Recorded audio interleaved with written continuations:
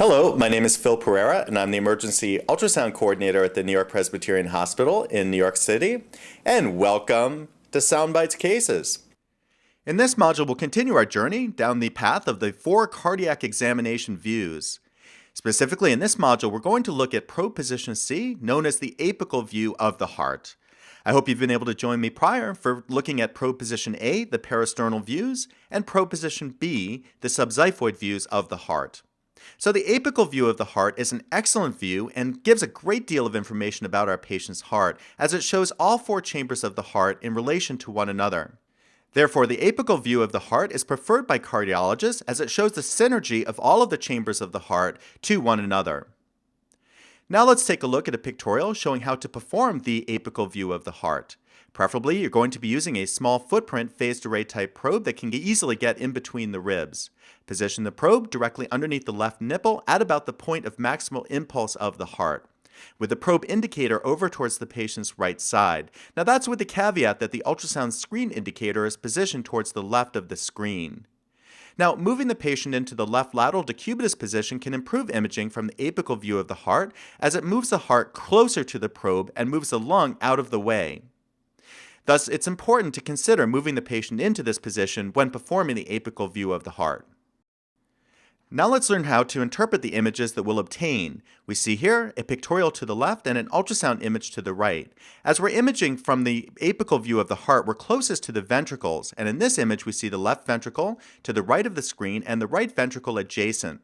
The atria from the apical view of the heart will be further away, thus posterior to the ventricles. And we see here the left atrium just below the left ventricle and the right atrium below the right ventricle.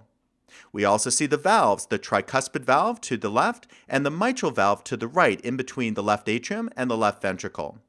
We can also appreciate the white line surrounding the heart, which is the pericardium. Now let's take a look at a video clip showing the apical view of the heart in action.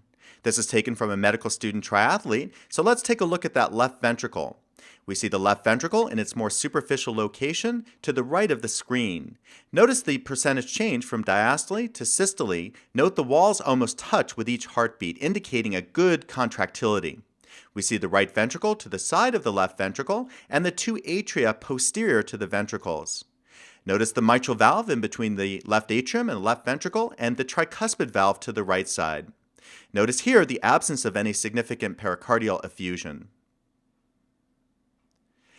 Let's contrast that last clip from this patient who has a dilated cardiomyopathy. And as we look at that left ventricle from the apical view of the heart, we see a very poor percentage change from diastole through systole.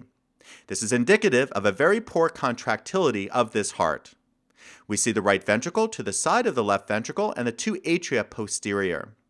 Notice the sluggish movement of both the mitral valve and the tricuspid valve.